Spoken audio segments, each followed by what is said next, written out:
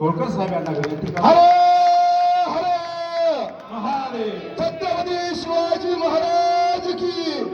पुण्यश्लोक अहिल्याजी होळकरांचा, श्रीमंत सुभेदार मल्हारराव होळकरांचा, राजराजेश्वर चक्रवर्ती सम्राट महाराजा यशवंतराव होळकरांचा.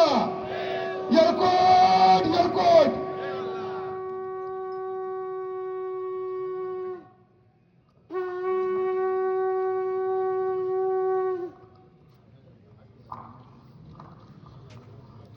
आपल्या सर्वांचे प्रेरणास्थान छत्रपती शिवाजी महाराज. ज्या छत्रपती शिवाजी महाराजांचं हिंदवी स्वराज्याचं स्वप्न अटके पार नेऊन ज्यांनी स्वराज्यामध्ये रूपांतरित केलं ते सुभेदार मल्हारराव होळकर. स्वराज्याला सुराज्यामध्ये रूपांतरित करणाऱ्या पुण्यश्लोक अहिल्या मासाहेब. डॉक्टर बाबासाहेब आंबेडकर, महात्मा ज्योतिबा फुले, सर्वच राष्ट्रपुरुष, महापुरुष, शहीद जवान यांना मी वंदन करतो, नतमस्तक होतो. या व्यासपीठावर उपस्थित सर्वच सन्माननीय गण, आमचे माजी आमदार रमेश अप्पा शेंडगे आहेत, जयसिंग तात्या आहेत, दोडतले साहेब आहेत, बोराडे साहेब आहेत, सर्वच आपण तोलामोलाची माणसं आहात. सगळ्यांची नावं आता मी इथं घेणार नाही, आपल्याला वेळेचं बंधन आहे. आपल्या सर्वांना माझा नमस्कार.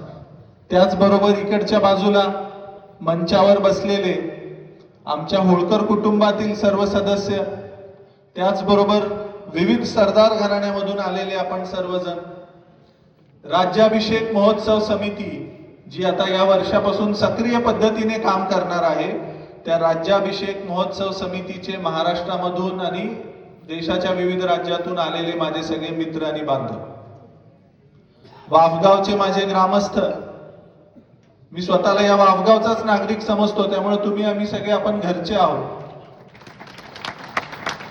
त्याचबरोबर विशेष करून इथं वाफगाव आणि परिसरामध्ये राहणारे थिटे कुटुंबातील, आता थिटे घराण्याचं का विशेष महत्व आहे तर हे थिटे जे वाफगावच्या परिसरात आहेत ते आमच्या महाराजा तुकोजीराव होळकर यांच्याकडे अंगरक्षक होते आणि त्यांच्या अनेक पिढ्या. अंगरक्षक कोण असतो? ज्याच्यावर अत्यंत विश्वास असतो. त्यामुळे हे थिटे कुटुंबाचं या होळकर घराण्याबरोबरचं जे संबंध आहेत आणि जे ऋणानुबंध आहेत ते अनेक वर्षाचे आहेत. त्यामुळे त्या थिटे कुटुंबातील आणि वाफगावमध्ये असलेले इतरही कुटुंब, सुर्वे असतील, बाकीची मंडळी असतील, भागवत असतील, ज्यांचे जुने ऋणानुबंध आहेत, त्या सगळ्यांचं सुद्धा मी इथं स्वागत करतो. थोडंसं मला तसं स्क्रिप्टेड बोलायची सवय नाहीये. मंच माईक हातात घेतला की बिनधास्त बोलून जायचं जे मनात असेल ते, पण काही मुद्दे राहून जातात आणि ह्या वर्षीचं जे कार्यक्रमाचं महत्व आहे ते अत्यंत महत्वाचं आहे, कारण आपल्याला पुढची रूपरेषा ठरवायची. त्याच्यामुळे मी थोडा तुमचा वेळ घेईन, त्याबद्दल आधीच दिलगिरी व्यक्त करतो. पण आपल्याला काहीतरी चांगलं घडवायचं आहे, त्यामुळे तुम्ही शांततेनं थोडंसं ऐकून घ्याल ही अपेक्षा. मागे 2 दिवसापूर्वी मी पुण्यामध्ये काही अधिकाऱ्यांच्या बरोबर MPSC UPSC मध्ये अभ्यास करणाऱ्या काही मित्रांच्या बरोबर आम्ही बसलो होतो, आमची चर्चा चालू होती. एकाने मला प्रश्न विचारला की राज्याभिषेक का करायचा? राजेशाही तर संपली, मग हे सरंजामी व्यवस्थेचं प्रतीक असणारा राज्याभिषेक सोहळा आपण का करावा? आता लोकशाही आहे. मी म्हंटल तुझं म्हणणं अगदी बरोबर आहे. आणि त्या मुद्द्याला धरूनच तुमच्या सगळ्यांच्या मनात सुद्धा हा प्रश्न असेल की हा राज्याभिषेक आपण का करतो? आपण इथं सगळेजण पारंपरिक वेशात येतो, आपण महाराजांच्या मूर्तीवर अभिषेक करतो, तळी उचलतो. मग हे सगळं का? आज आपल्याला सवय लागली की मंचावर नेते सगळे बसलेले असतात, आपले भाषणं होतात आणि आपण एकमेकावर टीका करून एकमेकाला शिव्या देऊन आपण मोकळे होतो. मग हे का आपल्याला करायचं आहे? तर त्याची अनेक कारण आहेत. आणि तो यशवंतराव महाराजांचाच राज्याभिषेक आपण का करायचा आहे?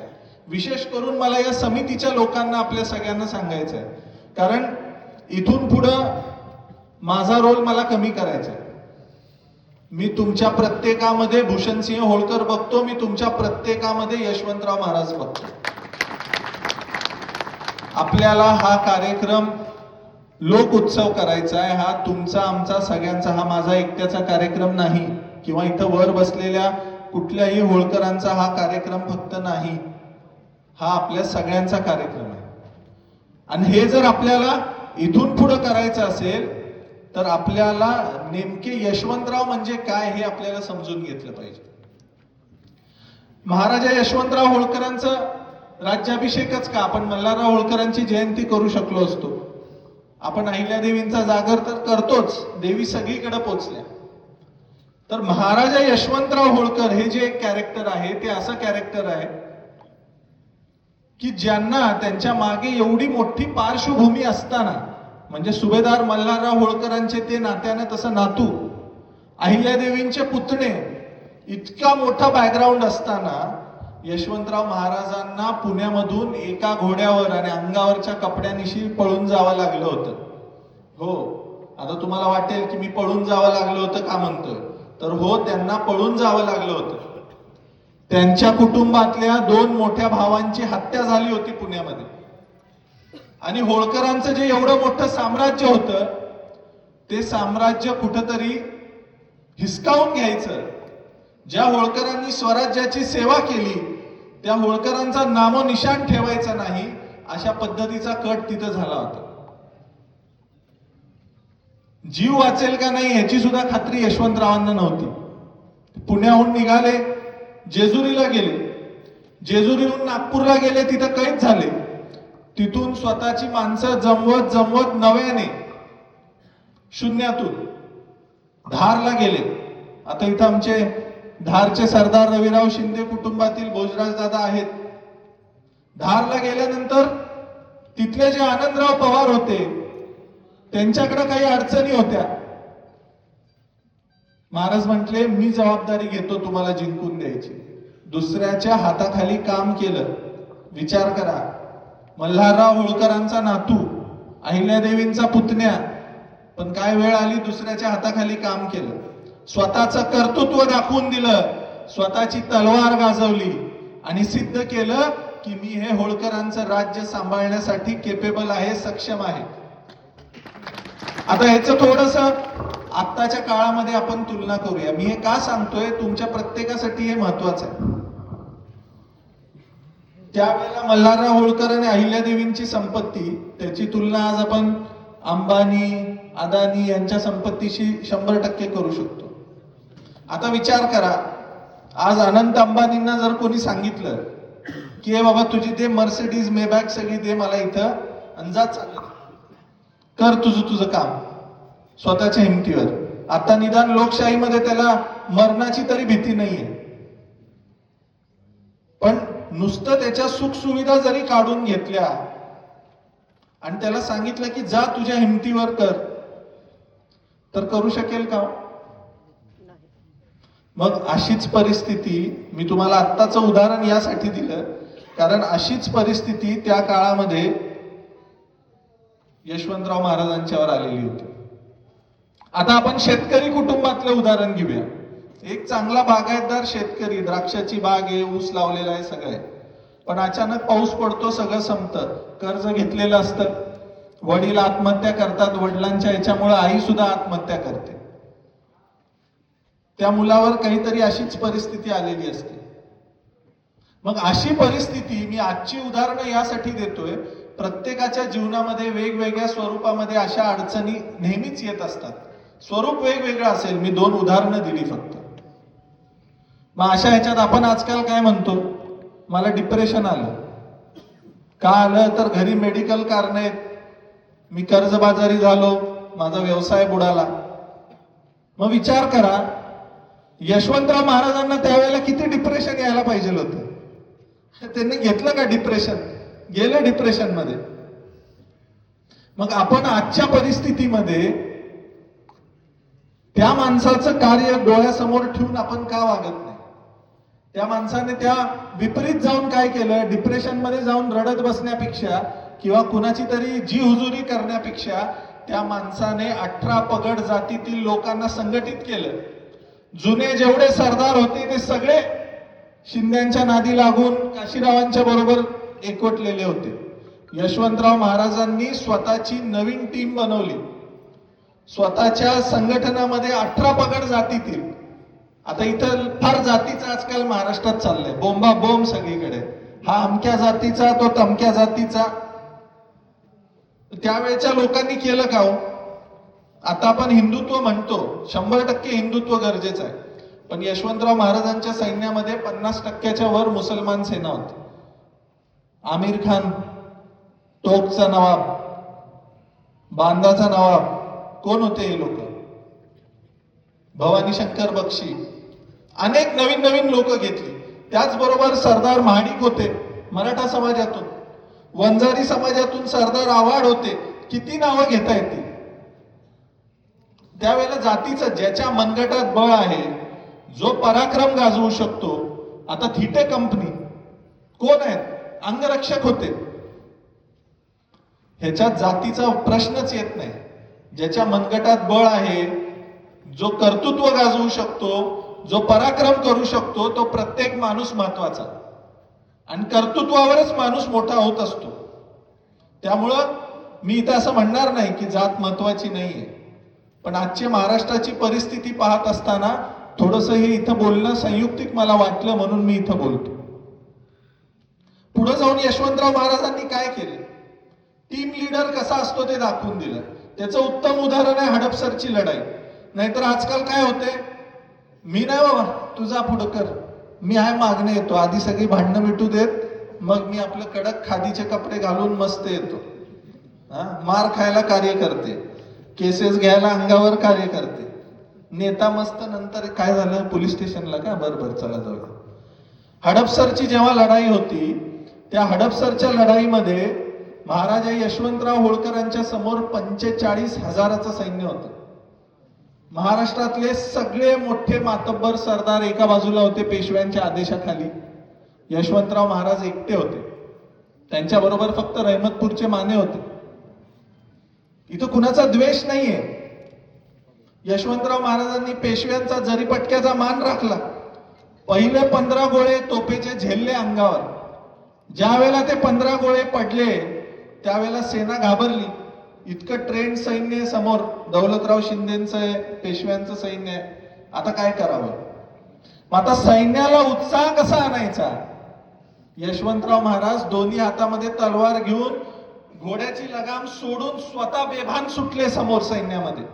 आणि ज्या वेळेला आपला राजा उतरतो, त्याला बघून त्याची सेना उतरली आणि 15,000 लोकांनी 45,000 लोकांचा पराभव या हडपसरच्या लढाईत केलेला. टीम लीडर म्हणजे अजून काय वेगळं असतं. आजच्या कॉन्टेक्स्ट मध्ये मी सांगतोय, आता आपल्याकडे कंपनीमध्ये काही लोक काम करतात, नेतृत्व करतात.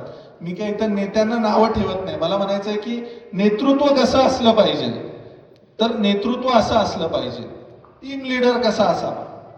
तर त्यांच्याबरोबर अन्याय अत्याचार झाला नाही का? दगा झाला नाही का? निश्चितपणे दगा झाला. त्यांच्यावर विषप्रयोग झाले. जवळच्या लोकांनी त्यांना त्रास दिला. कोणी साथ दिली नाही. पण यशवंतराव महाराज एका विचाराला बांधील होते. आणि तो विचार, पहिला विचार त्यांचा हा होता की मला माझं राज्य, जे माझ्या पूर्वजांनी रक्त आणि घाम गाळून उभं केलेलं आहे, ते राज्य मी असंच जाऊ देणार नाही. मला माझं राज्य उभारायचं. आणि मग त्यांनी 6 जानेवारी 1799 रोजी स्वतःला राज्याभिषेक करून घेतला. तुम्ही देत नाही ना मला सरदारकी? आता प्रत्येक जण मला विचारतो, तुम्ही कसले महाराजे? सगळे सरदार. पण मला सगळ्यांचा मान राखून मला त्यांना हे सांगायचं आहे की महाराजा यशवंतराव होळकरांना सुभेदारी नाकारली होती. त्याच्या आधी आम्ही अभिमानाने सांगतो, सुभेदार मल्हारराव होळकर हे पेशव्यांचे सुभेदार होते, छत्रपतींचे सुभेदार होते. सुभेदार तुकोजीराव होळकर हे पेशव्यांचे सुभेदार होते, छत्रपतींचे सुभेदार होते. निश्चितच आम्हाला छत्रपती शिवाजी महाराजांचा अभिमान आहे. तेव्हाही होता, आजही आहे, सगळ्या पिढ्यांना होता. पण यशवंतराव महाराजांच्यावर त्यावेळेच्या परिस्थितीमध्ये बाजीराव पेशव्यांनी त्यांना सुभेदारी नाकारली. त्यांनी स्वतःच्या कर्तृत्वावर दाखवून दिलं, तुम्ही देत नाही ना, चला मी स्वतः राजा होतो. आणि 6 जानेवारी 1799 रोजी स्वतःच्या हिमतीवर तलवारीच्या जोरावर स्वतःचा राज्याभिषेक करून घेतला. म्हणून महाराजा यशवंतराव होळकर आपल्याला महत्वाचे आहेत. आज आपण काय करतो? नाही मला संधी दिली, जाऊ दे आता, कुठं कशाला. पण उमेद सोडून देणे, जिद्द सोडून देणे हे आपल्याला करायचं नाहीये. म्हणून यशवंतरावांचा राज्याभिषेक आपल्याला साजरा करायचा.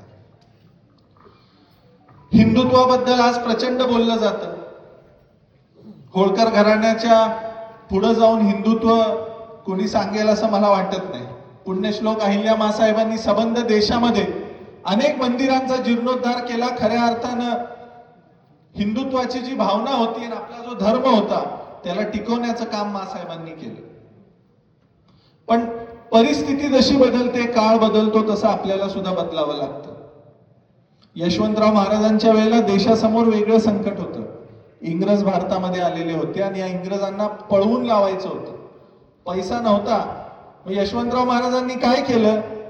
यशवंतराव महाराजांनी ज्या ज्या देवस्थानांना देवींनी निधी दिला होता त्यांना रिक्वेस्ट केली की तुम्ही आता लढाईला गरज आहे पैशाची, तुमच्याकडनं आम्हाला मदत झाली पाहिजे.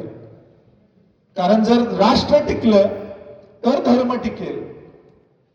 त्यामुळे राष्ट्र प्रथम, आणि ही जी राष्ट्रीयत्वाची भावना आहे यशवंतराव महाराजांची, ती आपल्याला अंगीकारली पाहिजे. आज सुद्धा आपण प्रांत, भाषा, धर्म ह्याच्यामध्ये विभागलेलो आहोत.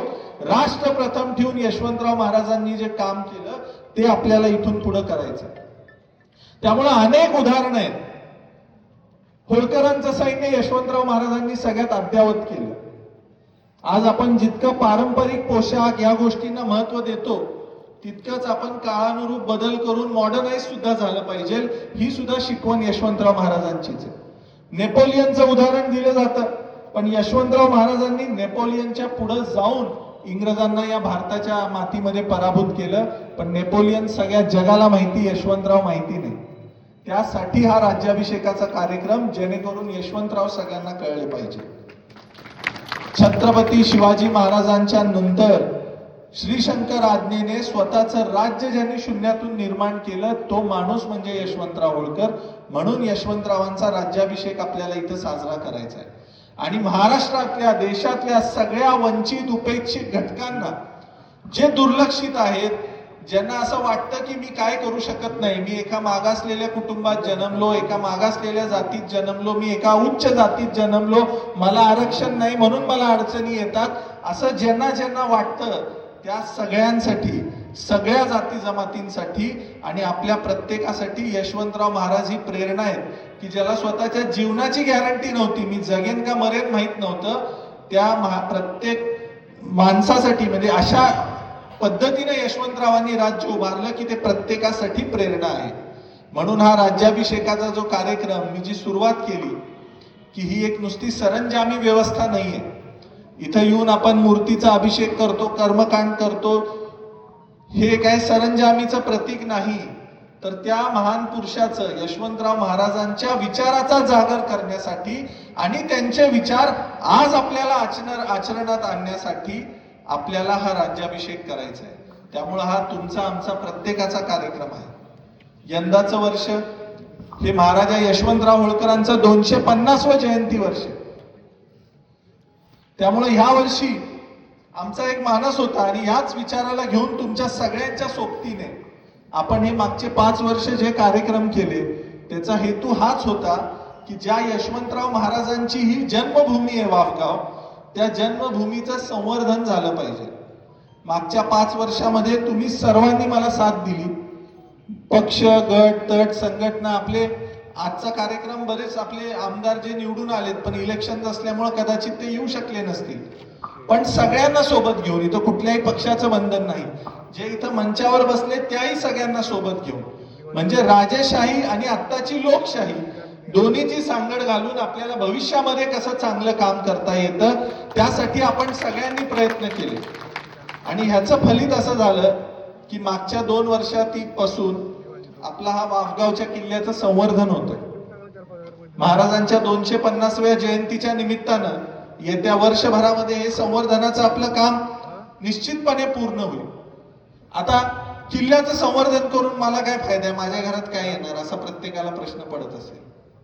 पण ह्या वास्तूमध्ये आल्यानंतर त्या महापुरुषांचं वास्तव्य ज्या इमारतीत झालं त्या इमारतीमध्ये आल्यानंतर त्यांच्या विचारांचा जागर होतो, त्यांचे विचार आपल्याला आत्मसात करता येतात आणि नवीन वर्षाच्या सुरुवातीला एक प्रेरणा घेऊन आपल्याला कामाला लागता येतं.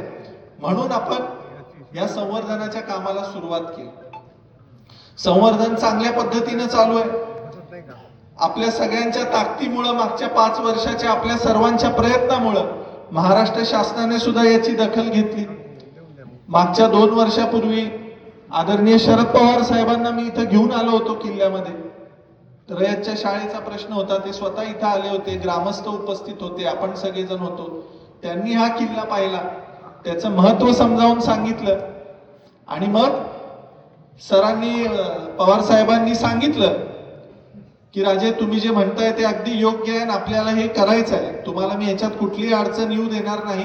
जसा शब्द दिला होता, आता तुम्ही म्हणाल मी पक्षाची बाजू घेत नाही, पुढे ऐकून घ्या. जसा शब्द दिला होता तसं त्यांनी कामही केलं. रयतचे विषय ते मार्गी लावतायत. त्याच्यानंतर अजितदादा आणि पवार साहेब दोघांनी सांगितलं बाबा जे काही निधी लागेल तोही आम्ही देऊ. दादांनी पहिल्यांदा 7.5 कोटी पहिल्या वर्षात दिले, परत आता 7.5 कोटी मिळालेत.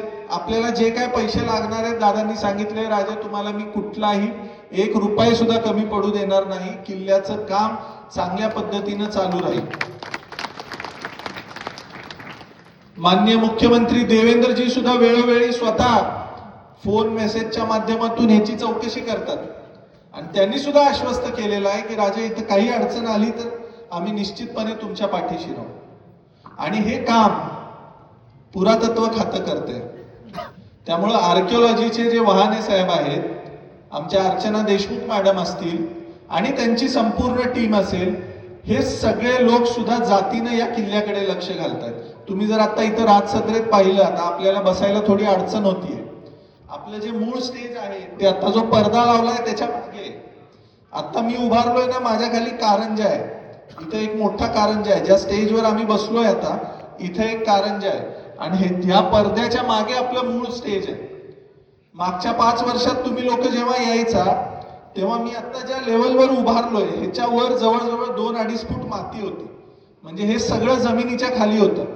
आता तुम्हाला मागे एक षटकोनी कारंजा सुद्धा बघायला मिळेल. काही मंडळी तिथं बसलेली आहेत. समोर तुम्हाला या ज्या फरशा दिसत आहेत, तर हे जे या वाड्याचं मूळ रूप होतं ते मागच्या 2 वर्षात आपण पुढे आणण्याचा प्रयत्न या माध्यमातून केलाय. आणि त्याच्यात आर्किओलॉजी, आर्किटेक्ट, जे काम करणारे कॉन्ट्रॅक्टर्स आहेत ते अत्यंत जातीने लक्ष घालतात. मी स्वतः माझ्या फ्रिक्वेंट व्हिजिट्स असतात, त्यामुळे अत्यंत सुंदरपणे हे काम चालू आहे.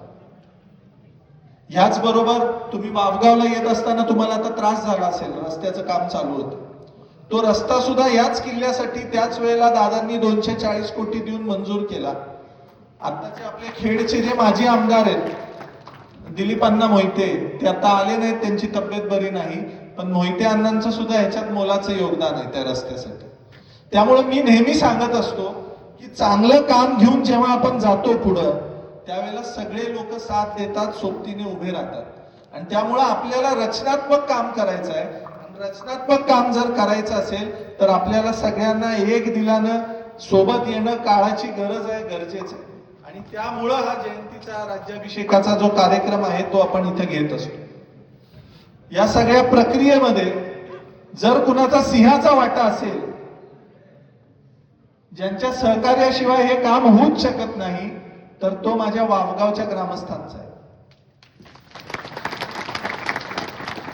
आता आपण सगळेजण म्हणतो जातीचं असं, जातीचं तसं, पण मी तुम्हाला सांगू इच्छितो वावगाव मध्ये फक्त एक आमचे योगेश रावांचं घर आहे. बाकी सगळी मंडळी 18 पगड जातीतील आहेत. सगळेजण मराठा आहेत, तिथं माळी आहेत, वंजारी आहेत, सगळे आहेत 18 पगड जातीतील लोक. पण जेवढं प्रेम तुम्ही आम्ही करतो यशवंतराव महाराजांच्यावर, जेवढं प्रेम तुम्ही करतो आम्ही करतो होळकरांच्यावर, तितकंच प्रेम या वावगावच्या प्रत्येक ग्रामस्थांचं या किल्ल्यावर आणि होळकर घराण्यावर आहे. त्यामुळं मला माझ्या या सगळ्या बांधवांना एकच सांगायचं आहे, किल्ल्याचं तर संवर्धनाचं काम चांगलं होतच आहे, तुम्ही सगळेजण पाहताय. पण येत्या 1-2 वर्षामध्ये आपली जी शाळा आहे, जिथं तुम्ही सगळेजण शिकलाय, ती शाळा सुद्धा आपल्याला अद्ययावत करायची आहे. आणि अत्यंत मॉडर्न हायटेक शाळा आपल्याला येत्या काळामध्ये बाहेर वाफगाव वासियांसाठी आणि इथल्या विद्यार्थ्यांसाठी उभारायची. राज्याभिषेक समितीची आपण यावर्षी स्थापना केली. आता तुम्ही म्हणाल इतर संघटना आहेत तसंच हे एक संघटना आहे का? तर निश्चितपणे आपल्या समाजामध्ये देशामध्ये अनेक संघटना आहेत जी अत्यंत चांगलं काम करत आहेत. पण या राज्याभिषेक महोत्सव समितीची जी रचना आहे ती आपण यासाठी केली की हा वाफगावचा कार्यक्रम, यशवंतराव महाराजांचा विचार हा आपल्याला देशाच्या कानाकोपऱ्यामध्ये न्यायचा आहे. आपल्या समितीमध्ये आता आपण वेगवेगळी पदं दिली, जिल्हा प्रतिनिधी दिले, तालुका प्रतिनिधी दिले, प्रधान मंडळ नेमलं. परफॉर्मन्स ओरिएंटेड ही समिती आहे. जितकं सक्रियपणे आपण काम करू तितकं आपल्याला संधी मिळत जाईल. आणि ही कुणापुरती मर्यादित नाही, नाहीतर हा माझा महाराजांच्या जवळचा आहे, फेवरेट आहे म्हणून ह्याला संधी असं नाही. जो कोणी जातीपातीच्या पलीकडे जो कोण इच्छुक असेल तो ह्याच्यामध्ये काम करू शकतो. आणि आपण 2 वर्षाचं रोटेशन ठेवलेलं आहे. आता जे नेमले ते 2 वर्ष काम करतील, 2 वर्षानंतर पुन्हा नवीन लोकांना आपल्याला संधी द्यायची. आणि राज्याभिषेक समिती नेमली आपल्याला रायगडाचं उदाहरण आहे आपल्या डोळ्यासमोर. जसा रायगडावर शिवरायांच्या राज्याभिषेकाचा कार्यक्रम होतो त्या लेवलला आपल्याला हा आपला कार्यक्रम न्यायचा आहे. आणि त्यासाठी तुमचं आपलं प्रत्येकाचं योगदान या समितीमध्ये मोलाचं आहे. त्यामुळे इथं आलेला प्रत्येक बांधव हा सन्माननीय आहे, माझ्यासाठी महत्वाचा आहे. आपल्याला इथून हा विचार घेऊन जायचा आहे. त्यामुळे येणाऱ्या वर्षभरासाठी मी आपल्या पूर्ण समितीला एक चांगली टास्क देणार आहे. आपल्याला या येत्या वर्षा 1.5 वर्षामध्ये आपलं गडाचं काम पूर्ण होणार आहे. 1-1.5 वर्षाचा आता आपल्या मागं जो राजसदरेचा चौथरा आहे तिथलंही काम चालू होईल. आतमधलं फ्लोरिंगचं काम जर तुम्ही बघितलं तर मागच्या बाजूला फरशीचं काम चालू आहे राजसदरेमध्ये, बाहेरच्या तटाचं काम चालू आहे, राणी महालाचं काम चालू आहे. वर्षभरामध्ये जर सगळ्या गोष्टी व्यवस्थित झाल्या तर निश्चितपणे येणाऱ्या वर्षात आपल्याला हे काम पूर्णत्वास नेताना दिसेल. त्यामुळे मगाशी जसं मी तुम्हाला सांगितलं की जे तळी भंडार आपण दरवर्षी इथं करतो तो नुसता एक कर्मकांड विधी नसून आपल्याला एक तळी उचलून एक संकल्प आज करायचा आहे. आणि तो मी तेव्हाच करू शकतो ज्या वेळेला तुमच्या सर्वांची मला साथ लावेल. आणि मी आता बोलतोय आणि सोडून दिलं असं नाहीये बरं का, सिरियसली घ्यायचंय सगळ्यांनी. नाहीतर महाराज आज माझ्याकडे लग्नच आहे, मग आमच्या इथे इलेक्शनच आहे, मग मला नाही येऊ शकता येत, मग आता मला फिरायलाच जायचंय. समितीवरच्या ठीक आहे अत्यंत महत्वाची अडचण असेल तर आपण समजू शकतो, पण हा संकल्प तेव्हाच करायचा आहे ज्या वेळेला तुम्ही खरोखर मनामधून मला विश्वास द्याल की नाही राजे आपल्याला हे करायचं आहे ना, आम्ही तुमच्या पाठीशी आहे. का तयारी सगळ्यांची? हात वर करून मला सांगा, सगळ्यांची तयारी आहे का? ग्रामस्थान सकट सगळेजण. भिसे साहेब तिथे बसले, तुम्ही वर या.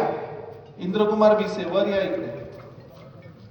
तर आपल्याला जो संकल्प करायचा आहे तो आता मी तुम्हाला सगळ्यांना सांगणार आहे. थोडंसं लक्ष देऊन ऐका, त्याच्यानंतर सुद्धा आपल्याला 2 गोष्टी इथे करायच्या.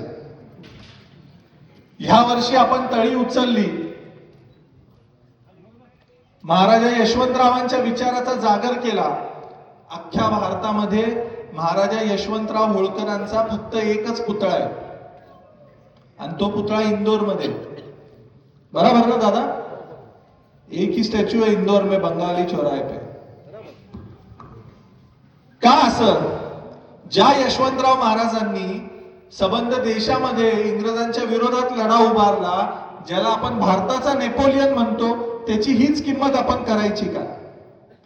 म्हणून या वर्षी आपल्याला पहिला जो संकल्प करायचा आहे त्यासाठी जी आपण तळी उचलली सर्व समितीच्या सदस्यांनी आणि सगळ्या मान्यवरांनी, तो पहिला संकल्प हा आहे की ज्या दिवशी ही राजसदर पूर्ण होईल त्या दिवशी या राजसदरेमध्ये ह्युमन साईजचा म्हणजे यशवंतराव महाराजांचं जे ऍक्च्युअल उंची होती तेवढ्या उंचीचा सिंहासनाधिष्ठित सिंहासनावर बसलेला अष्टधातूचा पुतळा आपल्याला या राजसदरेवर बसवायचा आहे.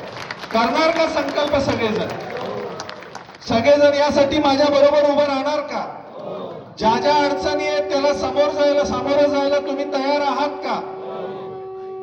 आणि हे काय तुम्ही सगळेजण म्हणा आता पुतळा उभा राहायचा, जे काय 5 लाख 10 लाख 15 लाख लागतील ते शासन सुद्धा खर्च करू शकतं, होळकर घराणं सुद्धा खर्च करू शकतं, पण मला ते करायचं नाही.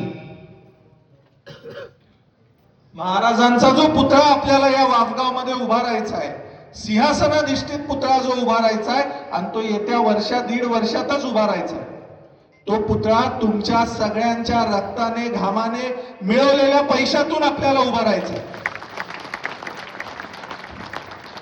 प्रत्येकाने 1-1 रुपये जरी दिला तरी सुद्धा आपण हे काम करू शकतो. आणि प्रत्येकाचा सहभाग, ज्या दिवशी तुम्ही इथं याल तो पुतळा बघाल त्या दिवशी तुमचं ऊर अभिमानाने भरून आलं पाहिजे की ज्या यशवंतराव महाराजांनी इंग्रजांना धडकी भरवली, पंजाब पासून ते कलकत्त्यापर्यंत आणि खाली कर्नाटकापर्यंत ज्यांनी सबंध हिंदुस्थान एकत्रित करण्याचा प्रयत्न केला, त्या महाराजा यशवंतराव होळकरांचं हे सिंहासन आहे आणि त्या महाराजा यशवंतराव होळकरांची ही सदर आहे आणि त्या महाराजा यशवंतराव होळकरांचं हे तख्त आहे. त्याच्यामुळे येत्या वर्षभरामध्ये आपल्याला प्रत्येक जिल्ह्यातून हे काम उभं करायचं आहे. ज्या वेळेला आपण महाराजांची मूर्ती इथं स्थापित करू त्यावेळेला आपल्याला यशवंतराव महाराजांची मिरवणूक सबंध महाराष्ट्रातून काढायची. कळू द्या संपूर्ण महाराष्ट्राला की यशवंतराव होळकर नावाचा सुद्धा एक योद्धा होता की ज्याने या भारत भूमीसाठी स्वतःला या मातीत गाडून घेतलं, स्वतःच्या कुटुंबाचा विचार केला नाही, स्वतःच्या आरोग्याचा विचार केला नाही आणि स्वतःच्या या मातृभूमीसाठी वयाच्या 35व्या वर्षी या रणांगणावर तो धारातीर्थी पडला आणि त्याचं हे स्मारक आहे. दुसरा संकल्प जो आपल्याला करायचा आहे तो संकल्प हा आहे की ज्या यशवंतराव महाराजांनी राष्ट्रीयत्वाची भावना आपल्याला जाणवून दिली, राष्ट्रासाठी ते लढले, ते आपलं राष्ट्र म्हणजे हा भारत देश आणि या भारत देशाचा झेंडा त्याचबरोबर होळकरशाहीचं बाण निशाण हे 2 ध्वज आपल्याला या किल्ल्यामध्ये 50 फुटाचा ध्वज आपल्याला उभा राहायचा आहे. भारत देशाचं प्रतीक असणारा आपला तिरंगा आणि होळकर घराण्याचं प्रतीक असलेलं लाल पांढरा ध्वज गडावर हे 2 निशाण आपल्याला इथं उभा राहायचे आणि गावच्या वेशीवर स्वराज्याचं प्रतीक असणारा भगवा ध्वज आपल्याला उभा राहायचा. आणि याच्यासाठी मला विशेष करून माझे जे ग्रामस्थ आहेत त्यांना मला विनंती करायची आहे की ही टास्क आपण उचलूयात. बाकीची ही मंडळी आहेतच, त्याचबरोबरीनं आपण ती जबाबदारी उचलूयात जेणेकरून या ध्वजाच्या रूपाने आपल्याला इथं नवीन वेगवेगळ्या ऍक्टिव्हिटीज अशा करता येतील की पर्यटन वाढेल, परिसराचा विकास होईल, आपल्याला रोजगाराच्या अनेक संधी त्या निमित्तानं उपलब्ध होतील. येत्या काळामध्ये लाईट साऊंड शो करायचे, बऱ्याचशाच गोष्टी आपल्याला इथं या किल्ल्यामध्ये करायच्या आणि हे तुमच्या सगळ्यांच्या सहकार्याशिवाय शक्य होणार नाहीये.